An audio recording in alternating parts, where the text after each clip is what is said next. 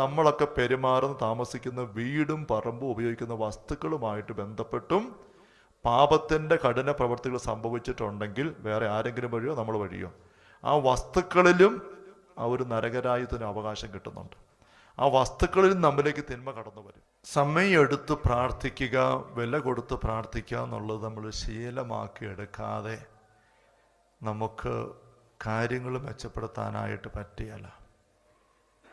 പാപം വഴി 3 തലങ്ങളിൽ നരകരാജ്യത്തിന് നമ്മുടെ ജീവിതങ്ങളിലേക്ക് വഴി തുറന്ന് കിട്ടുന്നുണ്ട്. ഈ 3 തലമെന്ന് പറയുന്നത്, ഒന്ന്, നമ്മുടെ തന്നെ വ്യക്തി ജീവിതത്തിൽ വരുന്ന പാപത്തിൻ്റെ അഴുക്ക്, അതുവഴിയുള്ള മുറിവ്, അതുവഴി ഉണ്ടാകുന്ന അധപതനം. നമ്മൾ പറഞ്ഞില്ലേ, ഞങ്ങൾ പഴയ ഒരു പള്ളിയിൽ നിന്ന് ടൂറ് പോയപ്പം കള്ള് കുടിക്കുന്ന ആൾക്കാർ തെങ്ങിൻ്റെ ചവിട്ടി കള്ള് കുടിക്കുന്നത് കണ്ടപ്പോൾ കൂടെ വന്ന ഒരു സാറ് പറഞ്ഞു അവിടെ ഇരിക്കാൻ തോന്നിപ്പോയി. അപ്പം നേരത്തെ ചെയ്തു കൂട്ടിയ മദ്യപാനത്തിൻ്റെ ഫലമായിട്ട് വന്ന ആസക്തിയുടെ അള്ളിപ്പിടുത്തം അകത്തുനിന്ന് അനുഭവിക്കുകയാണ്. അങ്ങനെ വരുന്ന ഒരു അധപതനത്തിൻ്റെ അവസ്ഥ, പാപം പാവമായിട്ട് തന്നെ ഏറ്റു പറയാതെ നിൽക്കുമ്പോൾ അതിൻ്റെ സാന്നിധ്യം, മുറിവ്, പാപമുള്ളിടത്ത് പിശാചിൻ്റെ സാന്നിധ്യം കയറി വരും വ്യക്തികളുടെ ജീവിതങ്ങളിൽ. ഇതൊരു തലം. രണ്ടാമത്തേത് നമ്മൾ ശ്രദ്ധിക്കേണ്ടതൊന്ന്, പാപത്തിൻ്റെ ഫലമായിട്ട് കുടുംബ തായ് വഴികളിലേക്കും അധപതനം കയറി വരും. കഴിഞ്ഞ ദിവസം നമ്മൾ പറഞ്ഞു ആദ്യ പാപം ചെയ്ത വ്യക്തി ആദവും ഹവ്വയുമാണ്. പക്ഷെ ഇന്നും അതിൻ്റെ ഫലമായിട്ട് അധപതിച്ച അവസ്ഥ മനുഷ്യ മക്കൾ അഭിമുഖീകരിക്കുന്നുണ്ട്. ചാച്ചിൽ കൂടുതലാണ്. നല്ലപോലെ മദ്യപാനമുള്ള ഒരു മനുഷ്യൻ്റെ മക്കൾ വളർന്നു വരുമ്പം അവരിൽ ഏതാനും പേർക്കെങ്കിലും വല്ലാത്ത മദ്യപാനാസക്തി ഉണ്ടാകാം. ജഡിക പാപങ്ങളിൽ കണ്ടമാനം ഒഴുകി ജീവിച്ച ഒരു അപ്പൻ്റെ അമ്മ, അവരുടെ മക്കൾ പൊങ്ങി വരുമ്പം അവർക്ക് ആ ജഡിക തലങ്ങളിൽ സാധാരണ കവിഞ്ഞ പ്രലോഭനവും ചാച്ചിലുകളും അനുഭവപ്പെടാം. ഒരു അപ്പൻ, ഒരു വീട്ടിൽ ഭയങ്കര വാശിക്കാര ഒരു കുടുംബം, മോന് വീട്ടിൽ നിന്ന് ഇറങ്ങിപ്പോയിട്ട് നാളുകളായി വേറെ മാറി താമസിക്കുക. ആ വീട്ടിൽ എനിക്കറിയാവുന്നൊരു കുടുംബമാണ്, എനിക്ക് അകന്ന ബന്ധമുണ്ട്. വർഷങ്ങൾക്ക് മുമ്പ് ആ വീട്ടിൽ ഞാൻ ചെന്ന് ഇപ്പം ഈ വിഷയങ്ങളെല്ലാം ഇങ്ങനെ നീറുന്ന വിഷയമാണ്. അപ്പം ഇതേപ്പറ്റി ഒന്ന് സംസാരിക്കാമെന്ന് വിചാരിച്ചുകൊണ്ട് ഈ വിഷയം എടുത്തപ്പം ഈ ചേട്ടൻ എന്നിട്ട് അച്ഛാ, അതെ, ഞങ്ങൾ കുടുംബത്തോടെ ഇച്ചിരി വാശിക്കാരാണ്. എൻ്റെ അപ്പൻ, അച്ഛനറിയാവോ, അങ്ങനെ ഇങ്ങനെയായിരുന്നു എന്ന് പറഞ്ഞിട്ട് പറഞ്ഞു. അതുകൊണ്ട് അവന് പയ്യൻ പറയുന്നത്, ഈ അപ്പൻ്റെ അടക്കം കഴിഞ്ഞ് 41 കഴിഞ്ഞിട്ട് ഞാൻ വീട്ടിൽ കയറുള്ളൂ. അപ്പം പറയുന്നത് അതിനു മുമ്പേ കയറാൻ പാടില്ല. ഇത് വലിയ കഷ്ടമല്ലേ? ഞങ്ങൾ കുടുംബത്തോടെ വെച്ച വാശിക്കാരും അഭിമാനക്കാരും അച്ഛാ, ഇതാ പറയുന്നത്. വാശി പിടിച്ചിങ്ങനെ നിൽക്കുകയാണ്. ഈ ഈ മനുഷ്യൻ്റെ അപ്പൻ എടുത്ത് അകത്ത് വെച്ചതാണ് ഈ വാശി. അത് ഈ ഇപ്പോഴത്തെ അപ്പൻ അത് നല്ലപോലെ അനുഭവിച്ചെടുക്കുകയാണ്, മുറുക്ക പിടിക്കുകയാണ്. അതുകൊണ്ട് മോൻ അതുപോലെ പിണങ്ങി മാറി നിൽക്കുക, ഇങ്ങോട്ട് കയറുകയല്ല, കുടുംബസമേതം വേറെ പോയി താമസിക്കുക. വർഷങ്ങളായി ഈ തറവാട്ടിൽ കയറിയിട്ട്. വേറൊരു കുടുംബം ഇതുപോലെ തന്നെ ഒരു വാശി. ഈ അപ്പൻ നല്ല പ്രാർത്ഥനക്കാരൻ. പ്രാർത്ഥന എന്ന് വെച്ചാൽ പള്ളിയിൽ കുർബാനയ്ക്ക് അങ്ങയുടെ സ്വരമാണ് ഏറ്റവും മുന്നേ കേൾക്കാവുന്നത്. ഭംഗിയായിട്ട് സ്വരത്തിൽ പാട്ടൊക്കെ പാടി പ്രാർത്ഥന എല്ലാം ചൊല്ലും. നല്ല പ്രത്യേക സ്വരവും കൂടിയാണ്. വൈകുന്നേരത്തെ കുരിശവര ഇരുന്ന് കേൾക്കാൻ എന്ത് ശേലാന്നറിയാമോ? നല്ല ഭംഗിയായിട്ട് ജപമാലയൊക്കെ ചൊല്ലി കറന്നവർ ഇങ്ങനെ പ്രാർത്ഥിക്കും നല്ല സ്വരത്തിൽ. പക്ഷെ വാശി എന്ന് പറഞ്ഞാൽ മക്കൾക്ക് വീതം കൊടുക്കുന്നതിലൊക്കെ വന്ന പ്രശ്നങ്ങളെല്ലാം വന്നിട്ട് ചില മക്കൾ വീട്ടിൽ കയറുന്നേയില്ല. മൊത്തം ഒരു മകൻ, അവർ വിഷമിച്ച് കഴിയുകയാണ്. ഇഷ്ടംപോലെ ഏക്കറൊക്കെ ഉണ്ട് സ്ഥലം, പക്ഷേ കൊടുക്കുകയില്ല. ചില പണക്കത്തിൻ്റെ പേര് അവന് കൊടുക്കുക, അത്രേ ഉള്ളൂ. അവന് കൊടുക്കാനുള്ള കൊടുത്തു, അത്രയേ ഉള്ളൂ. ഒരു നീതി ഇല്ലാത്ത പോലെ വിധിച്ചു വെച്ചിരിക്കുന്നത്. ബാക്കി ഇവിടെ കിടക്കുക. അത് ഇളയ പയ്യൻ ഇങ്ങനെ ഭീമാകാരമായി കിടക്കുകയാണ്. മറ്റേ മൂത്ത മകൻ ഇങ്ങനെ വെണ്ണും കെട്ടി പിള്ളേരുമായിട്ട് കിടന്ന് വിഷമിക്കുക. ദാരിദ്ര്യം, തനി ദാരിദ്ര്യം. അവന് ചില കാര്യമൊക്കെ പഠിക്കണം, അത്രേ ഉള്ളൂ. അവിടുത്തെ മക്കൾ പൊങ്ങി വന്നു. അപ്പം ഈ കാരണവർ മരിക്കാൻ കിടക്കുകയാണ് മേരിഗിരി ആശുപത്രിയിൽ. വീട്ടുകാർ പറഞ്ഞപ്പോൾ ഞാനൊന്ന് ചെന്ന് എങ്ങനെയെങ്കിലും സംസാരിച്ച് മരിക്കുന്നതിന് മുമ്പെങ്കിലും വീതം വെക്കലൊന്ന് കറക്റ്റ് ചെയ്തില്ല, അത് ഈ സഹോദരങ്ങളുടെ അടുത്ത് വല്ലാണ്ടായി പോവുകയല്ലേ, പിന്നെ തിരുത്താൻ പറ്റുകയല്ലോ, പിന്നെ ഇങ്ങനെ മരിച്ചാൽ എങ്ങനെയാ. ഞാൻ ചെന്നിരുന്ന് വർത്താനൊക്കെ പറഞ്ഞ് പെറുക്കി കുമ്പസാരിക്കാൻ അങ്ങനെ തയ്യാറായി. കുമ്പസാരമൊക്കെ പറഞ്ഞു വന്നപ്പോൾ ഈ വിഷയമൊന്നും വരുന്നില്ല. അവസാനം പിന്നെ രണ്ടും കൽപ്പിച്ച് ഞാൻ ഈ വിഷയം ഇച്ചിരി പയ്യെ എടുത്തിട്ട് സൂചനയൊക്കെ ആയിട്ട് നേരെ തെളിച്ച് ഈ വിഷയത്തിലേക്ക് വന്നപ്പോഴത്തേക്ക് ഈ കാരണവർ എന്നെ നോക്കിയിട്ട് തിരിഞ്ഞ് അങ്ങവശത്തോട്ട് തിരിഞ്ഞ് കിടന്നു. പിന്നെ ഒരു സ്വരവും ഇല്ല, ഒരു പ്രതികരണവും ഇല്ല. അപ്പം ഞാൻ ആശീർവാദം കൊടുത്തിട്ട് ഞാൻ പോന്നു. ആ അവസ്ഥയിൽ ആ കാരണവർ മരിച്ചു.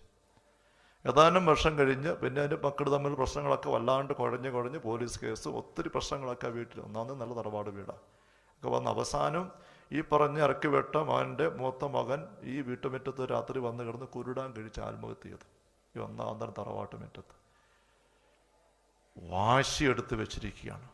അതുകൊണ്ട് മക്കൾക്ക് വാശി, കൊച്ചുമക്കൾക്ക് വാശി, വാശിയുടെ അവസ്ഥ. അപ്പം അത് ഇങ്ങനെ കിട്ടുകയാണ്. അപ്പം നരകരാജ്യത്തിന് അവകാശം കിട്ടുന്ന ഒരു തലമാണ് ഇങ്ങനെ പാരമ്പര്യത്തിലൂടെ വരുന്ന ചില തിന്മകളുണ്ട്. അത് നമ്മൾ പറിച്ച് കളയണം. നമ്മളിതേപ്പറ്റി സമയമെടുത്ത് ചിന്തിക്കും. ഇത് ഈ തൊടുപുഴ ഡിവൈൻ മേഴ്സി ഷ്രൈൻ എന്ന് പറഞ്ഞൊരു കപ്പേള, നിങ്ങൾക്ക് കുറച്ച് പേർക്കും അറിയാമായിരിക്കും. തൊടുപുഴ ടൗണിലൊരു മാതാവിൻ്റെ കപ്പേളയുണ്ട്, കരുണയുടെ മാതാവിൻ്റെ. അവിടുത്തെ കുറേ അനുഭവങ്ങളൊക്കെ ഇതേപ്പറ്റി അറിയാവുന്ന ഇത്ര പേര് കൊടുത്തിട്ടുണ്ട്. ഈ കപ്പേള അവിടുത്തെ കാര്യങ്ങൾ അറിയാവുന്നിരുന്ന് കൈവക്കിക്ക് കുറേ പേരുണ്ട്. ഓക്കെ, അവിടുത്തെ സംഭവങ്ങളൊക്കെ അവരിങ്ങനെ പ്രൈവറ്റ് സർക്കുലേഷന് വേണ്ടി തയ്യാറാക്കിയ ഒരു പുസ്തകമാണിത്. ഇതിൻ്റെ കുറച്ച് കോപ്പി ഇവിടെയുണ്ട്, ഇംഗ്ലീഷും മലയാളവും.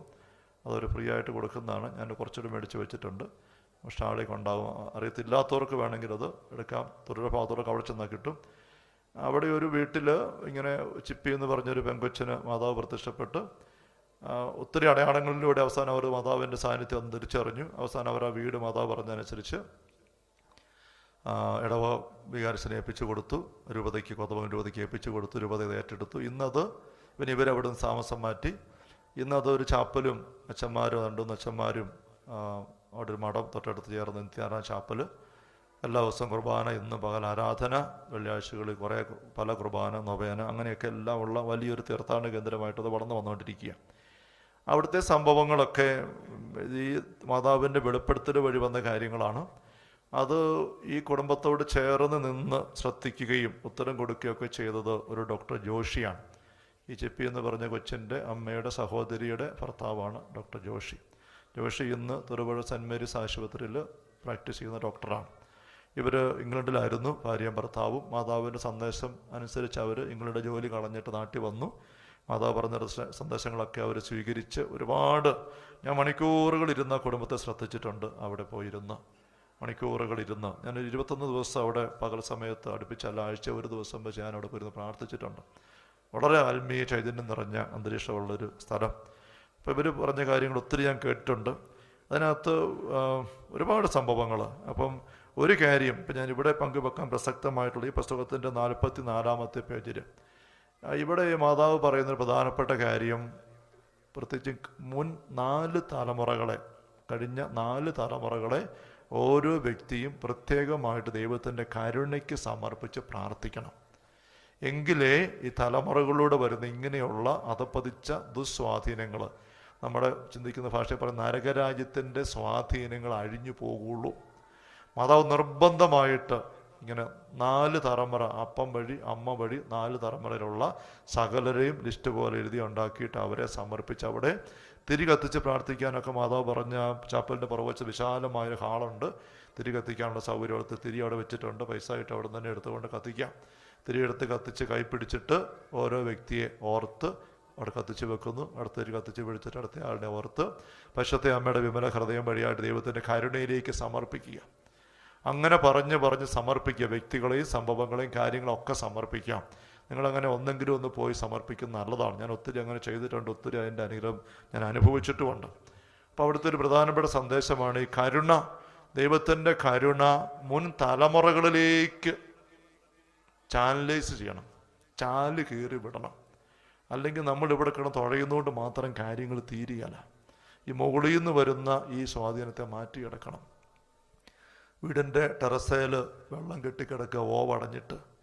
ടെറസയിൽ മഴ പെയ്തിട്ട് വെള്ളം കെട്ടിക്കിടക്കുന്നു, ഓവടഞ്ഞു പോയതാണ്. കെട്ടിക്കിടന്നിട്ട് ഈ വാറക്ക പനച്ച് ഇറങ്ങിയിട്ട് ഇറ്റിറ്റിങ്ങനെ വീഴുകയാണ്. പായലും പിടിച്ചിരിക്കുന്നു വാറക്ക മുറിക്കകത്ത്. ഈ ഇറ്റിറ്റ് വീഴുന്ന വെള്ളം നമ്മൾ കണ്ടിട്ട് മേശപ്പുറത്ത് വീഴുന്നു, ഉടുപ്പേ വീഴുന്നു, എല്ലാം വീണിട്ട് അതെല്ലാം കേടാകുന്നു, കാർപ്പറ്റേ വീഴുന്നു. അതെല്ലാം നമ്മൾ തുടയ്ക്കുന്നു, പാത്രം വെക്കുന്നു. ഇങ്ങനെ ചെയ്തുകൊണ്ടിരുന്ന എന്നും ഇത് തന്നെ നേരം കാണുള്ളൂ. Hallelujah, hallelujah, hallelujah. അപ്പം അത് ഈ വീടിനകത്ത് സ്വസ്ഥത വരണേ മുകളിൽ കെട്ടിക്കിടക്കുന്ന വെള്ളം കളയണം. ഓവ് അടഞ്ഞു പോയ ഓവ് തുറന്നു വിടണം, അല്ലേ എന്ന പുതിയ ഓവ് ഉണ്ടാക്കിയിട്ട് ആ കെട്ടിക്കിടക്കുന്ന വെള്ളം തീരാതെ ഈ മുറിക്കകത്ത് ഇറ്റിറ്റ് വീഴുന്നതും പായല് പിടിക്കുന്നതും മാറിയല്ല എന്ന് പറഞ്ഞതുപോലെ നമ്മുടെയൊക്കെ മുൻ തലമുറകളിലൊക്കെ കെട്ടിക്കിടക്കുന്ന കുറേ അഴുക്കുകളുണ്ട്. എല്ലാവർക്കും ഉണ്ട്, നമുക്കെല്ലാവർക്കും. നമ്മളൊക്കെ സാധാരണ കുടുംബങ്ങളൊക്കെ ജനിച്ചു വളർന്നവരാണ്. ഓരോ തരത്തിലായിരിക്കും ഇത് കിടക്കുന്നത്. അതെന്താണെന്ന് തിരിച്ചറിഞ്ഞ് അതിനെ അവിടുന്ന് പരിഹരിച്ച് കളയണം. എല്ലാത്തിനുള്ള പരിഹാരം ഈശോയുടെ ബലിയിലാണ്. നമ്മൾ രാവിലെ കുർബാനയുടെ ആരംഭത്തിൽ കണ്ട പോലെ ഈശോയുടെ പരിഹാര ബലിയിലേക്ക് ചേർത്ത് വെക്കണം. അവിടെ അങ്ങനെ കരുണക്കൊന്ത ചെല്ലാനായിട്ടാണ്. അപ്പോൾ ഇവിടെ പ്രത്യേകം കരുണക്കൊന്ത പറയുന്നത് നിത്യപിതാവേ, എൻ്റെ അമ്മയുടെയും അമ്മയെ ബന്ധപ്പെട്ട എല്ലാ പൂർവികരുടെയും സകല പാപങ്ങൾക്കും പരിഹാരമായി എന്ന് പറഞ്ഞൊരു കരുണക്കൊന്ത ദിവസവും ചൊല്ലാൻ, എൻ്റെ അപ്പൻ്റെ കുടുംബത്തിൽപ്പെട്ട സകല പൂർവികരുടെയും സകല തിന്മയ്ക്കും പരിഹാരമായിട്ട് വേറൊരു കരുണക്കൊന്ത, പിന്നെ പങ്കാളിയെ ബന്ധപ്പെട്ട പൂർവികരുടെ, അങ്ങനെ പറഞ്ഞ് കരുണക്കൊന്ത ഈ പ്രത്യേക രീതി ചൊല്ലാൻ മാതാവ് അവിടെ പറഞ്ഞു കൊടുത്തിരിക്കുകയാണ്. മാതാവിൻ്റെ സാന്നിധ്യമാണോ അല്ലയോ എന്നൊക്കെ സംശയങ്ങളൊക്കെ ഒരുപാട് കുടുംബങ്ങളൊക്കെ ഉണ്ടായി. ഇവർ 3-4 കുടുംബങ്ങൾ അവസാനം വരെ പിടിച്ചു തന്നത് വലിയൊരു അനുഭവമായിട്ട് തന്നെ ഇന്ന് വളർന്നു വരുന്നുണ്ട്. ഇതിനകത്ത് ഞാൻ ഇവരുടെ കൂടെ സംസാരിച്ചിരുന്നപ്പോൾ വിശദമായിട്ട് കേട്ട ഒരു സംഭവം ഈ പുസ്തകത്തിനകത്ത് ചുരുക്കി കൊടുത്തിട്ടുണ്ട് 44-ാമത്തെ പേജിൽ. അത് നമ്മൾ പറഞ്ഞതായി നരകരാജ്യത്തിൻ്റെ നമ്മൾ സത്ത എടുക്കേണ്ട ഈ ഒരു തലത്തെപ്പറ്റി വ്യക്തമായി കൃത്യമായ ഒരു ചിത്രം തരുന്നതാണ്. ഇങ്ങനെ എഴുതിയിരിക്കുന്നത്: 32 വയസ്സുള്ള ആരോഗ്യമുള്ള ഒരു ചെറുപ്പക്കാരൻ പനിയും ചുമയുമായി തൊടുപുഴ സെൻറ് മേരീസ് ആശുപത്രിയിലെ കാഷ്വാലിറ്റിയിൽ വന്നു.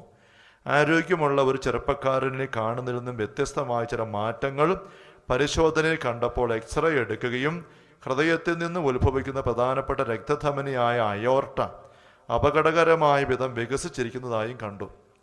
Cardiologist doctor Mathew Abraham echocardiogram ചെയ്തു നോക്കിയപ്പോൾ പൊട്ടാറാവും വിധം വികസിച്ച അയോർട്ടിക് ആർച്ച് അന്യൂറിസം എന്ന രോഗം സ്ഥിരീകരിച്ചു.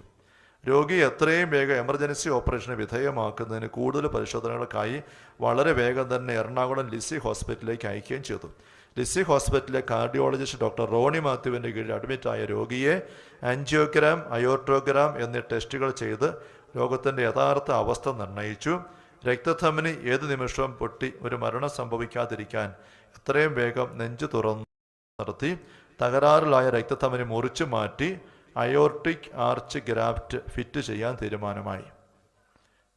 കാര്യങ്ങൾ മനസ്സിലായല്ലോ. ഒരു രക്തധമനി ഇങ്ങനെ പൊട്ടാറാവുന്നു ഇരിക്കുന്നു, അത് പൊട്ടിയാൽ രക്തം മറന്ന് അപകടമാകും. അതുകൊണ്ട് എത്രയും വേഗം ഓപ്പറേഷൻ ചെയ്യണം എമർജൻസി ആയിട്ടെന്നാണ്. ദൈവഹിതം മനസ്സിലാക്കി പ്രവർത്തിച്ചിരുന്ന കുടുംബം ഈ കാര്യം മാതാവിന് സമർപ്പിച്ച് പ്രാർത്ഥിച്ചു. അപ്പോൾ ഈ കുടുംബം ഈ ഗ്രോട്ടോയിൽ വന്ന് പ്രാർത്ഥിക്കുന്ന ഒരു കുടുംബമായിരുന്നു. അപ്പം ഇത്രയും അവസ്ഥ വന്നു. ഇവിടുത്തെ ഡോക്ടർ പറഞ്ഞു എത്രയും വേഗം ചെയ്യണം. എറണാകുളത്ത് നിന്ന് പറഞ്ഞ് എമർജൻസി ആയിട്ട് ചെയ്യണം, ഇത് പൊട്ടിയാൽ ആൾ പോകും. പൊട്ടുന്നതിന് മുമ്പ് അത്രയും ഭാഗം മുറിച്ച് മാറ്റി വേറെ ഭാഗം ഗ്രാഫ്റ്റ് ചെയ്ത് വെച്ചിട്ട് ശരിയാക്കണം. പക്ഷേ ഇവർ മാതാവിന് പിന്നെ പ്രാർത്ഥിച്ചപ്പം മാതാവ് പറഞ്ഞു ഓപ്പറേഷൻ ഉടനെ ചെയ്യണ്ട. കുറേ ദിവസം ഗ്രോട്ടോയിൽ വന്ന് 1 മണിക്കൂർ വെച്ച് പ്രാർത്ഥിക്കുക. ഗ്രോട്ടോയിൽ പറഞ്ഞിരിക്കുന്ന കാര്യങ്ങൾ അനുസരിച്ച് 4 തലമുറയുള്ള പൂർവികരെ തിരികത്ത് സമർപ്പിച്ച് പ്രാർത്ഥിക്കുക. ദിവസവും കരുണക്കൊന്ത അവർക്ക് വേണ്ടി ചൊല്ലി പ്രാർത്ഥിക്കുക. ഇവിടെ ഒരു കാര്യം, ഒരു സൈഡ് റിമാർക്ക് സത്യം എടുക്കാനുള്ളത്, നമ്മൾ ദൈവത്തിൻ്റെ സന്ദേശം ചോദിക്കാൻ പോകരുത് ചെയ്യാമെന്ന് ഉറപ്പില്ലെങ്കിൽ.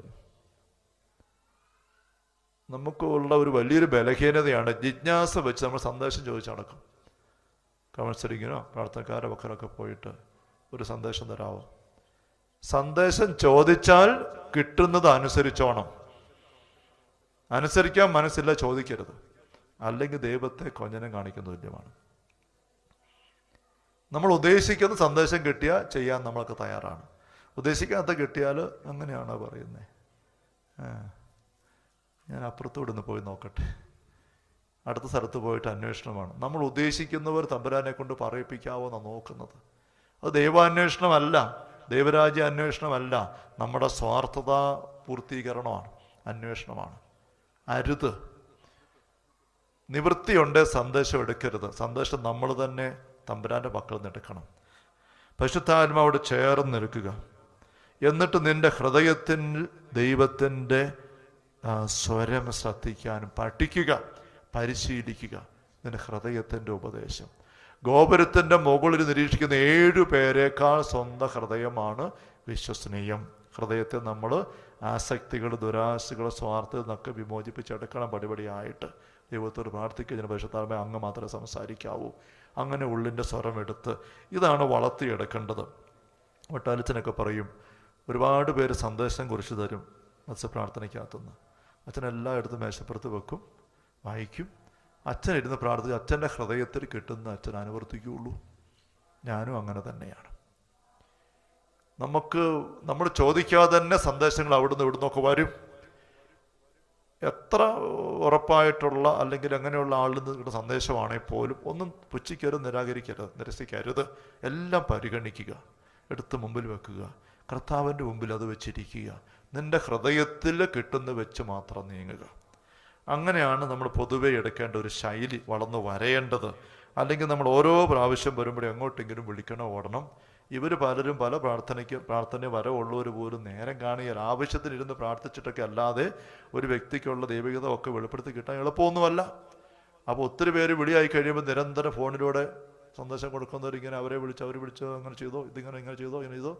അവസാനം പ്രാർത്ഥനയൊക്കെ കുറയും, ക്വാളിറ്റി കുറയും. ചിലപ്പോൾ സ്വന്തം ഇഷ്ടങ്ങളും താല്പര്യങ്ങളൊക്കെ പറയാൻ തുടങ്ങും. അത് കേട്ടിട്ട് നമ്മൾ ഇറങ്ങി കഴിഞ്ഞിട്ട് എത്രയോ പേര് മണ്ടത്തരങ്ങൾ ചെന്നിയാടുന്നു. പ്രാർത്ഥിക്കുന്നവർ പറഞ്ഞിട്ടായി കല്യാണം ഉറപ്പിച്ച് അവസാനം ഇങ്ങനെ ഇരിക്കുന്നു. പ്രാർത്ഥിക്കുന്നത് പറഞ്ഞിട്ട് ബിസിനസ്സിന് ഇറങ്ങുന്നിട്ട് ഇപ്പം ഇങ്ങനെ ഇരിക്കുക, അച്ഛാ എന്നാ ചെയ്യുന്നേ എന്ന് പറഞ്ഞുകൊണ്ട് എന്തെല്ലാം കാര്യങ്ങളാണ്. ആരെയും നമ്മൾ പഴി പറയണം. സ്വന്തം ഹൃദയത്തിൻ്റെ അവസ്ഥ എടുക്കണം. നമ്മൾ തന്നെ അങ്ങനെ അതിലേക്ക് വളർന്നു വന്നേ നമ്മൾ തമ്പുരാൻ അത് ആഗ്രഹിക്കുന്നു, വളർത്തിയെടുക്കും. ഇനി അതല്ല, നമുക്ക് ബോധ്യപ്പെട്ട ആരെങ്കിലും ഉണ്ട്, അതുപോലെ നമുക്ക് ബോധ്യപ്പെട്ടൊരു വ്യക്തി, ഈ പറഞ്ഞ രീതിയിൽ ദൈവഭക്തിയുണ്ട്, കൽപ്പന പാലിക്കുന്ന വ്യക്തി, അങ്ങനെ നമുക്ക് നല്ലപോലെ ബോധ്യപ്പെട്ട വ്യക്തിയാണ്, നമുക്കത് വേണമെങ്കിൽ ചോദിക്കാം. അങ്ങനെ ചോദിക്കാറുമുണ്ട്. വിശുദ്ധരൊക്കെ ചോദിക്കുന്നുണ്ട്. അസിസി പുണ്യാൻ്റെ ജീവിതത്തിൻ്റെ സംഭവം നമ്മൾ അറിഞ്ഞിരിക്കേണ്ടതാണ്. അദ്ദേഹം പഞ്ചക്ഷതമെല്ലാം വന്ന് ആരോഗ്യമെല്ലാം ക്ഷയിച്ച് മരണാസനനൊക്കെ ഏതാണ്ട് ആരോഗ്യം ക്ഷയിച്ച അവസ്ഥയിൽ അദ്ദേഹത്തിൻ്റെ ഉള്ളിൽ ഭയങ്കര ചിന്ത, പോയി സുവിശേഷം പ്രസംഗിക്കണം. സുവിശേഷം പ്രസംഗിക്കാൻ പോകാൻ എങ്ങനെ പോകാൻ? ആരോഗ്യമൊന്നുമില്ല, പഞ്ചക്ഷതം വന്നിട്ട് 46 വയസ്സ് മരിച്ച ആളാണ്. പക്ഷേ ഈ ചിന്ത വല്ലാണ്ട് കയറി വരുന്നു, അവഗണിക്കാൻ പറ്റുന്നില്ല. അദ്ദേഹം അപ്പം ഒരു ബ്രദറിനെ വിളിച്ചിട്ട് കുറച്ച് ദൂരെ താമസിക്കുന്ന ക്ലാര സിസ്റ്ററുണ്ട്, ആ സിസ്റ്ററിൻ്റെ മഠത്തിലോട്ടും പിന്നെ അതിനടുത്ത് വേറൊരു ബ്രദർ എവിടെയോ താമസിക്കുന്ന വേറൊരു ആശ്രമത്തിൽ എവിടെയോ ഈ 2 പേരെ കണ്ടിട്ട് ഈ ഒരു വിഷയം അവരോട് പറഞ്ഞിട്ട് അവരൊന്ന് പ്രാർത്ഥനയെ വെച്ചിട്ട് കിട്ടുന്ന ദൈവത്തിൻ്റെ സന്ദേശം എന്താണെന്ന് ഒന്ന് അറിയിക്കാൻ ഒരു ബ്രദറിനെ രാവിലെ പറഞ്ഞു വിട്ടു. ബ്രദർ രാവിലെ പോയി ഒരു ദൂരെ ആയിരിക്കാം, ചെന്ന് അവരുടെ വിവരം പറഞ്ഞു. എന്നിട്ട് ബ്രദർ അവിടെ കാത്തു നിന്നായിരിക്കാം. അന്ന് പിറ്റേ ദിവസം വൈകുന്നേരം ആയിരിക്കും ബ്രദർ തിരിച്ചു വരികയാണ്, സന്ദേശം വാങ്ങിക്കൊണ്ട്. തിരിച്ചു വരുമ്പം ജീവിതത്തിൽ പറയുകയാണ്, ബ്രദർ വരുന്ന സമയമാകുന്നതിന് മുമ്പ് തന്നെ അസിസി അടുക്കളയിൽ പോയി നല്ല ഭക്ഷണമൊക്കെ ഉണ്ടാക്കി ഈ ബ്രദറിന് വേണ്ടി ഒരുക്കി വെച്ച് ബ്രദർ വന്നപ്പോഴേ സ്വീകരിച്ച് കൊണ്ടുപോയി നല്ല ഭക്ഷണമെല്ലാം കൊടുത്തു. പിന്നെ ബ്രദർ പോയി കഴുകി വൃത്തിയാക്കി എല്ലാം കുളിച്ചൊക്കെ വരാനായിട്ട് കാത്തു നിന്നു. എല്ലാം ഇതുവരെ ചോദിക്കുന്നില്ല ഒന്നും. വന്നു കഴിഞ്ഞപ്പോൾ ബ്രദറിനെയും വിളിച്ചുകൊണ്ട് അസിസി പുണ്യം പ്രാർത്ഥിക്കാൻ എപ്പോഴും പോകുന്നൊരു കുറ്റിക്കാടിൻ്റെ പുറത്ത് അങ്ങോട്ട് പോയി. അവിടെ ചെന്ന് കഴിഞ്ഞപ്പോൾ ഈ അസിസി പുണ്യവാൻ ഈ ബ്രദറിൻ്റെ മുന്നെ മുട്ടുകുത്തിയിട്ട് ചോദിക്കുക, ഇനി പറഞ്ഞേ എൻ്റെ ദൈവം എന്നോട് എന്താ ആവശ്യപ്പെടുന്നത്? ഇങ്ങനെയാണ് ദൈവസന്ദേശം വിശുദ്ധർ സ്വീകരിക്കുന്നത്. എന്ത് പറഞ്ഞാലും അനുസരിക്കാൻ തയ്യാറായിട്ട് അങ്ങനെ. അപ്പോൾ ഇവിടെ ഈ കുടുംബം ദൈവഹിതം മനസ്സിലാക്കി പ്രവർത്തിക്കുന്ന ഒരു കുടുംബമാണ്. ക്രോട്ടയിലെ മാതാവിൻ്റെ ഒരു വിശ്വാസമാണ്.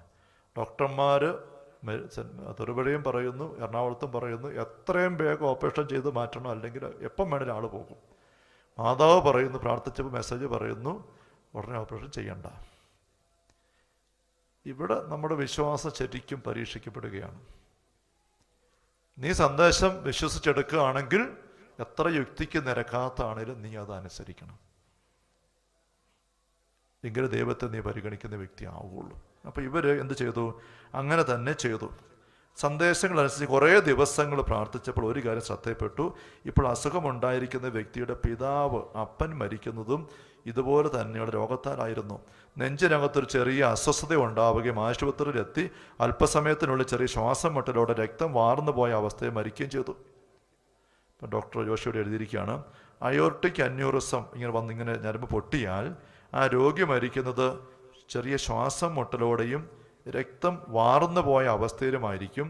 എന്നാൽ രക്തം പുറത്തേക്ക് ഒഴുകി വരികയല്ല, ചങ്കുകെട്ടിനകത്ത് കെട്ടിക്കിടക്കും. അതുകൊണ്ട് രക്തം എതിരെ നഷ്ടപ്പെട്ടു എന്ന് ആർക്കും മനസ്സിലാക്കാൻ പറ്റുകയില്ല. നെഞ്ചിനകത്ത് തളം കെട്ടിക്കിടന്ന് അല്പം പോലും പുറത്തു വരികയുമില്ല. അങ്ങനെയാണ് മരിക്കുക. അപ്പം അങ്ങനെ ഇതുപോലെ തന്നെയാണ് അപ്പൻ മരിച്ചത് എന്ന്, ഈ ഞരമ്പ് പൊട്ടിയിട്ടാണ് അപ്പം മരിച്ചതെന്നുള്ളത് മനസ്സിലായി. കുറേ ദിവസങ്ങൾ വീണ്ടും പ്രാർത്ഥിച്ചിട്ടിരുന്നപ്പോൾ കൂടുതൽ വെളിപ്പെടുത്തലുകൾ ലഭിച്ചു. രോഗിയുടെ വല്യപ്പനും ഇതേ അവസ്ഥയിലാണ് മരിച്ചതെന്ന് അന്വേഷണത്തിൽ മനസ്സിലായി. 3 തലമുറയുള്ള വ്യക്തികൾക്ക് ഒരേ വിധത്തിലുള്ള രോഗമുണ്ടാവുകയും 2 തലമുറയിൽപ്പെട്ടവർ ആ രോഗത്തെ തന്നെ മരിക്കുകയും ഈ തലമുറയിലെ വ്യക്തി രോഗിയായിരിക്കുകയും ചെയ്തതിൻ്റെ കാരണവും ദൈവം അവിടെ വെളിപ്പെടുത്തി. ഗൃഹപ്രവേശന സമയത്ത് പണിക്കാരനുമായി ഉണ്ടായ വാക്കുതർക്കത്തിൽ 4-ാം തലമുറയിലുള്ള വല്യപ്പൻ പണിക്കാരനെ അടിക്കുകയും ബോധം കെട്ട് വീണ ജോലിക്കാരൻ മരിച്ചുവെന്ന് ചിന്തിച്ച് തൂമ്പായുടെ മാടുകൊണ്ട് നെഞ്ചിന് അടിച്ച് കുഴിച്ചു മൂടുകയും ചെയ്തു. പിന്നീടുള്ള 3 തലമുറയിൽപ്പെട്ടവർക്കും പണിക്കാരൻ അടികൊണ്ട് മരിച്ച നെഞ്ചിൻ്റെ ഭാഗത്ത് തന്നെ രക്തധമനിക്ക് അസുഖം ബാധിക്കുകയും 2 പേർ മരിക്കുകയും 3-ാമൻ ഇപ്പോൾ മരണാസന്നനായിരിക്കുകയും ചെയ്തിരിക്കുന്നു. തെറ്റ് ചെയ്തയാൾ പാപമോചനം നേടാതെയും തെറ്റിന് പരിഹാരം ചെയ്യാതെയും വന്നപ്പോൾ അതിൻ്റെ ആ ഒരു കൃപാ ചോർച്ച തലമുറയിൽ കടന്നു വരുന്നു. അങ്ങനെയാണ്. വീണ്ടും ഈ കാര്യങ്ങൾ വെളിപ്പെട്ട് കഴിഞ്ഞപ്പോൾ ഓപ്പറേഷൻ ചെയ്യാൻ മാതാവ് അനുവാദം കൊടുത്തു. രോഗിയായ വ്യക്തി ഓപ്പറേഷന് പോകുന്നതിന് മുമ്പ് 4 തലമുറയുള്ള പൂർവികരെ മുഴുവൻ ഗ്രോട്ടായി സമർപ്പിച്ചു. കൊലപാതകം നടത്തിയ വ്യക്തിക്കും കൊല്ലപ്പെട്ട ജോലിക്കാരനും ഈ അസുഖം മൂലം മരണമടഞ്ഞ വല്യപ്പന്മാർക്കും വേണ്ടി കുർബാന ചെല്ലിക്കാനും മാതാവ് നിർദ്ദേശിച്ചു. അതിനുശേഷം മദ്രാസിൽ MIOT ഹോസ്പിറ്റലിൽ ഡോക്ടർ ബാഷി ഓപ്പറേഷൻ നടത്തുകയും രോഗി ഇന്ന് സുഖമായി ജീവിക്കുകയും ചെയ്യുന്നു. ഇത് ഡോക്ടർ അറിഞ്ഞ്, ഞാൻ വിശദമായിട്ട് ഇത് സംഭവം കേട്ടിട്ടുണ്ട്. അപ്പം എഴുതി കിട്ടിയപ്പോൾ ഞാനത് വായിച്ച് കേൾപ്പിക്കുക.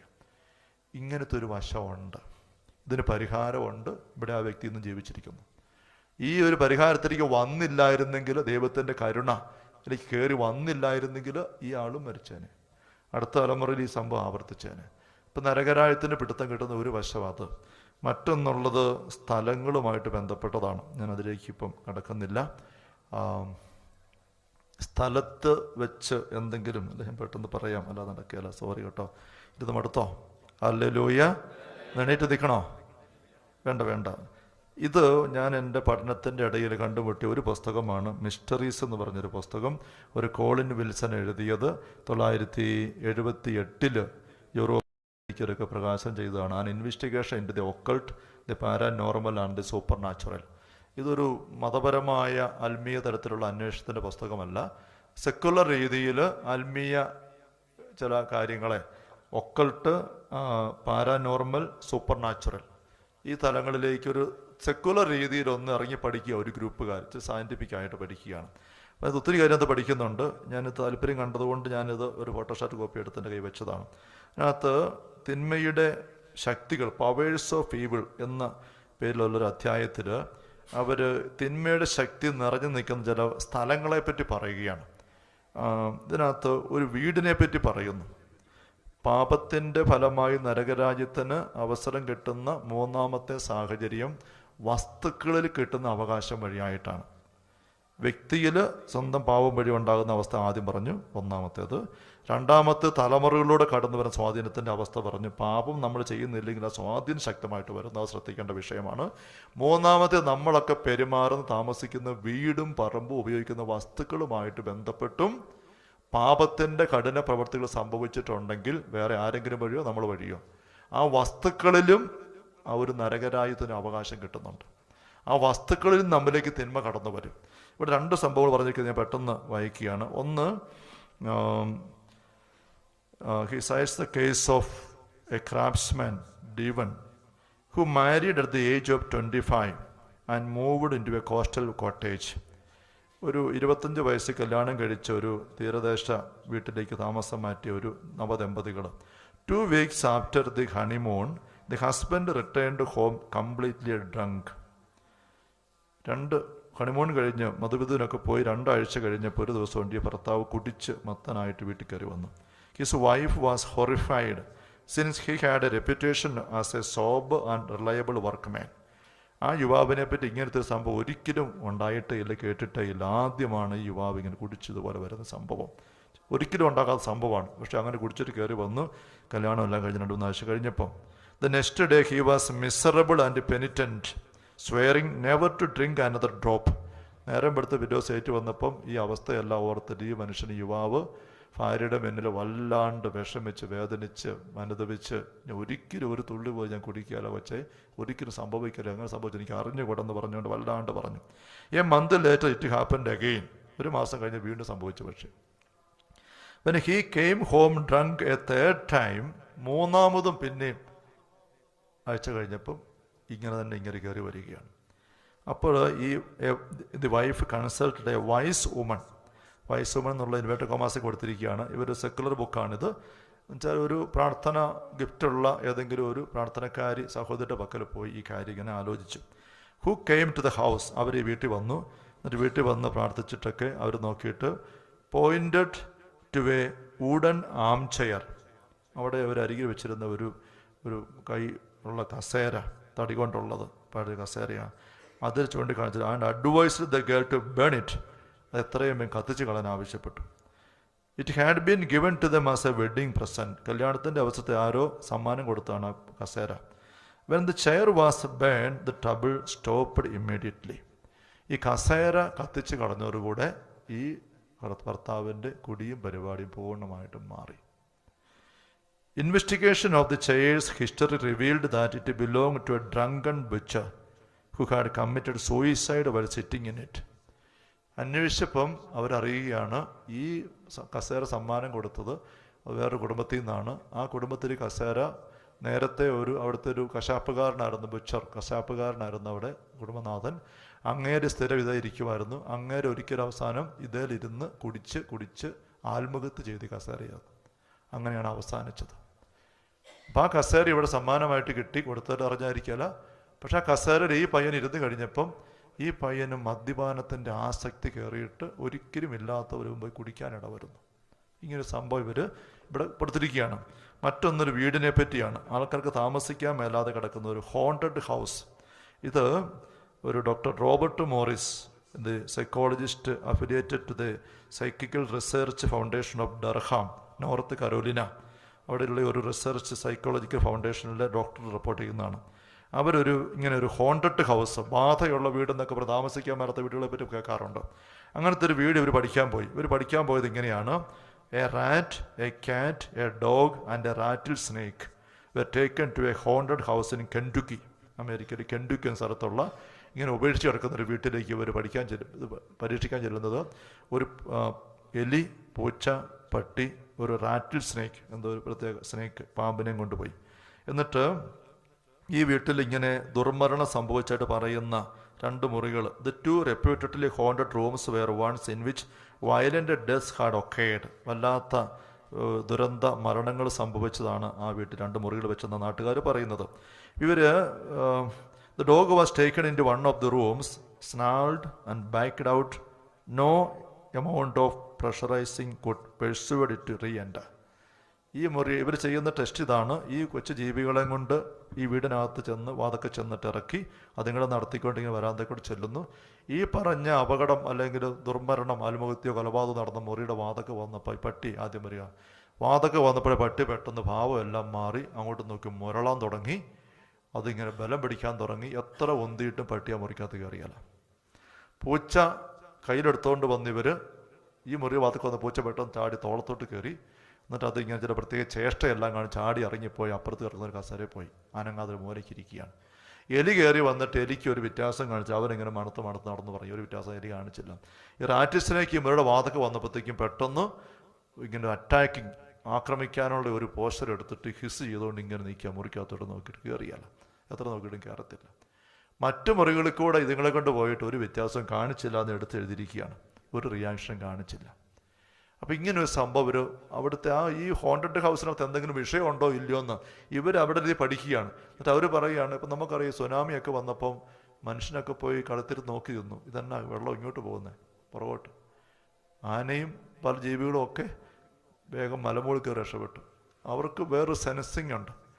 ഈ ജീവികളുടെ ഈ സെൻസിങ്ങിൻ്റെ പ്രത്യേകത ഇവർ ഉപകാരപ്പെടുത്തിയിട്ട് അവർ പറയും, ആ മുറിക്കകത്ത് ഇപ്പോഴും ഒരു നെഗറ്റീവായുള്ള എനർജി ഇങ്ങനെ നിറഞ്ഞു നിൽക്കുകയാണ്. ഈ കൊച്ചു ജീവികൾ കയറാൻ പറ്റുന്നില്ല അതിനകത്തോട്ട്.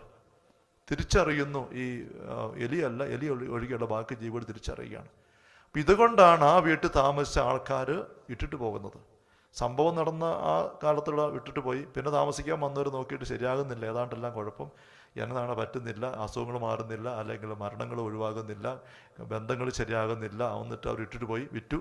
വേറെ ആരുടെ മേടിച്ച് അവർ വന്ന് കയറിയിട്ട് അവർക്കും ജീവിക്കാൻ പറ്റുന്നില്ല, അപ്പടി ഇപ്പടി വന്ന് ഇട്ടിട്ട് പോയി. പിന്നെ അങ്ങനെ പേരായി ആ വീട്ടിൽ താമസിക്കാൻ കൊടുക്കറ കേട്ടോ, ആർക്കും വേണ്ട, ഹോണ്ടഡ് ഹൗസ്, ബാധയുള്ള വീട്. അപ്പം അതിനകത്തൊരു കാര്യമുണ്ടെന്ന് ഇവരിങ്ങനെ പഠിച്ചിട്ട് പറയുകയാണ്. ഇവിടെ പറയുകയാണ്, എന്നിട്ട് പറഞ്ഞിരിക്കുകയാണ്, അത് വേറെ സയൻറ്റിസ്റ്റിനെ കുറിച്ചിട്ട് പറയുകയാണ്, ഒരു സംഭവം ഒരു മുറിയിൽ സ്ഥലത്ത് നടക്കുമ്പം ആ സംഭവത്തിൻ്റെ തരംഗങ്ങൾ അവിടെ ഇംപ്രിൻ്റ് ചെയ്യപ്പെടുന്നുണ്ട്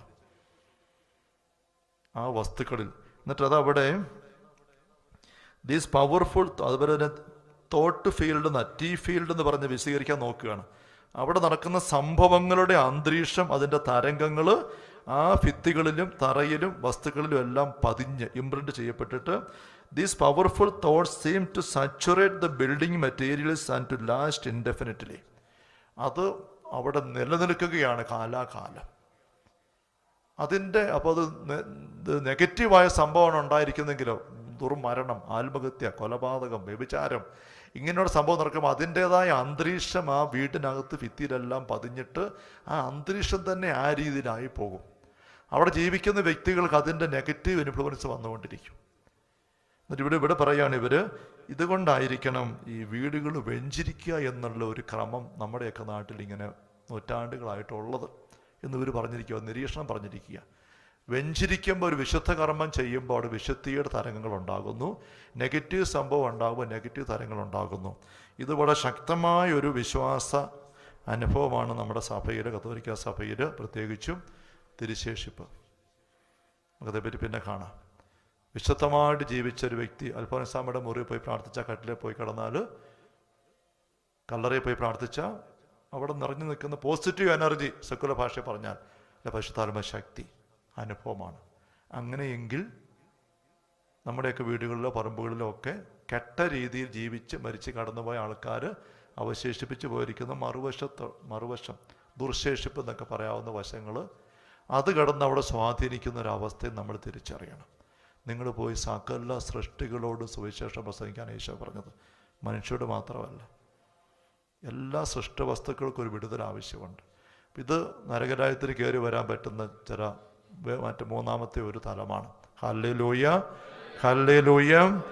ഇത് രണ്ടും അല്പം ഭാരപ്പെടുന്ന ചിന്തകളാണ്, പക്ഷേ നമ്മൾ അഭിമുഖീകരിച്ചേ പറ്റൂ, അഭിമുഖീകരിക്കണം.